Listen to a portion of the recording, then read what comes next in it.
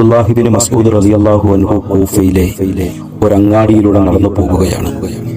അങ്ങാടിയിലെ ബഹളങ്ങൾക്കിടയിൽ, ശബ്ദകോലാഹലങ്ങൾക്കിടയിൽ ഒരു മനുഷ്യൻ മനോഹരമായി നിന്ന് പാട്ടുപാടുന്നു.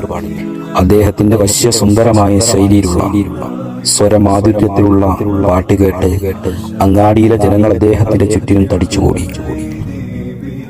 ബഹുമാനപ്പെട്ട അബ്ദുല്ലാഹി ഇബ്നു മസ്ഊദ് റളിയല്ലാഹു അൻഹു പറഞ്ഞു, എത്ര നല്ല ശബ്ദമാണ് അദ്ദേഹത്തിൻ്റെത്, എത്ര സുന്ദരമായ ശൈലിയിലാണ് അയാൾ പാട്ട് പാടുന്നത്.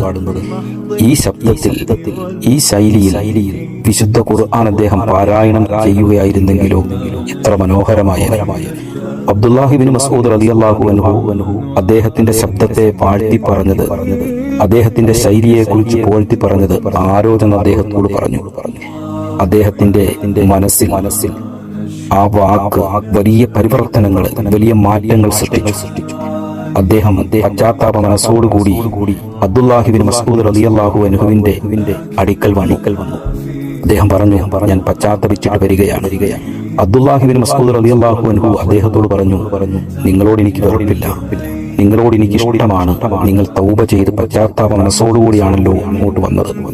അബ്ദുല്ലാഹി ഇബ്നു മസ്ഊദ് റളിയല്ലാഹു അൻഹുവിനോട് അദ്ദേഹം പറഞ്ഞു, എനിക്ക് വിശുദ്ധ ഖുർആൻ പഠിക്കണം.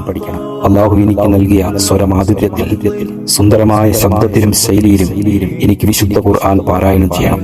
അങ്ങനെ അദ്ദേഹം അബ്ദുല്ലാഹി ഇബ്നു മസ്ഊദ് റളിയല്ലാഹു അൻഹുവിന്റെ അടുക്കൽ നിന്ന് വിശുദ്ധ ഖുർആൻ പഠിക്കുകയും ധാരാളം ഇബാദത്തുകൾ ചെയ്യുന്ന വലിയൊരു ഭക്തനായി, സൂഫിയായി ജീവിച്ച കൂഫയിൽ അദ്ദേഹം അറിയപ്പെട്ട മഹാനായി മരണപ്പെട്ടു. ആരെയും താൻ ചെയ്യുന്ന തെറ്റിന്റെ പേരിൽ കുറ്റപ്പെടുത്താനോ ഒറ്റപ്പെടുത്താനോ ആക്ഷേപിക്കാനോ പാടില്ല. ആരോടും തന്റെ തെറ്റിനെ ചൂണ്ടിക്കാട്ടി സ്നേഹോഷ്മളമായ ഉപദേശത്തിലൂടെ മാറ്റിയെടുക്കാൻ കഴിയും എന്ന വലിയ പാഠമാണ് ഈ ചരിത്രം നൽകുന്നത്.